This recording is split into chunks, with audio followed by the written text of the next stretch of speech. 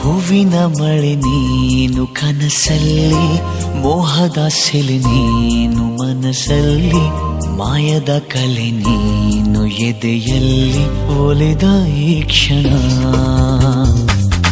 ನಿನ್ನ ಗುಂಗಿನಿಂದ ನನ್ನ ಬಂದು ಪಾರು ಮಾಡು ನೀನು. ಒಂದೇ ಕನಸು ಕಾಣುವಾಗ ನಾನು ನೀನು ಬೇರೆ ಏನು. ಶರಣು ಬಂದ ಚೋರ ನಾನು, ನೀನು ಹೀಗೆನಾ. ನೀನೆಂದರೆ ನನ್ನೊಳಗೆ ಏನೋ ಒಂದು ಸಂಚಲನ.